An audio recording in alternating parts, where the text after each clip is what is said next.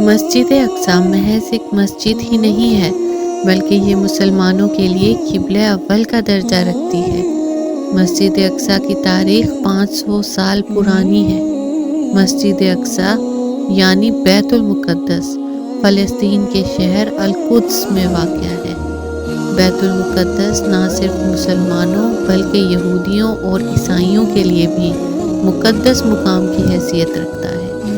اس مسجد کی بنیاد خانہ کعبہ کی تعمیر کے 40 سال بعد رکھی گئی۔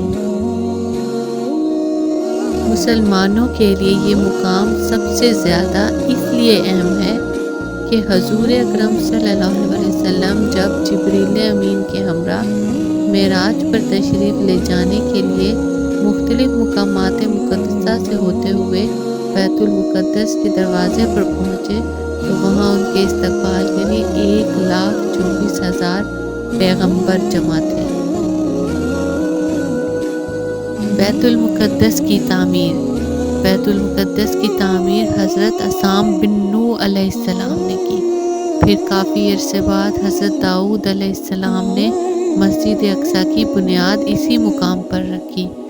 اس عمارت کی تعمیر کے دوران ہی حضرت داؤد علیہ السلام کی وفات کا وقت قریب آ گیا تو انہوں نے یہ ذمہ داری اپنے بیٹے حضرت سلیمان علیہ السلام کو دی۔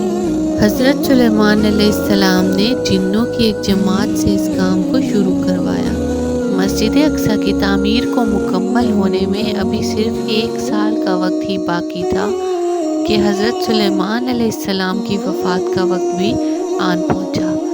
آپ علیہ السلام نہائے اور خوشبو لگا کر مسجد اقصی کے پاس عصا پر ٹیک لگا کر کھڑے ہو گئے۔ ملک الموت نے آپ کی جان اسی حالت میں قبض کر لی، مگر آپ علیہ السلام کا جسم مبارک عصا سے ٹیک لگائے وہیں کھڑا رہا۔ پہلے جب حضرت سلیمان علیہ السلام حیات تھے تو جنات دن میں کام کرتے اور رات کو آرام کرنے چلے جاتے تھے، مگر اب حضرت سلیمان علیہ السلام کو وہیں کھڑا دیکھ کر جنات نے دن رات کام کرنا شروع کر دیا تھا۔ جیسے ہی مسجد اقصی کی تعمیر مکمل ہوئی تو آپ علیہ السلام کے عصا کو دیمک نے کھایا اور آپ علیہ السلام کا جسم مبارک زمین پر ڈھیر ہو گیا۔ اسی لیے بیت المقدس کو ہیکل سلیمانی بھی کہا جاتا ہے۔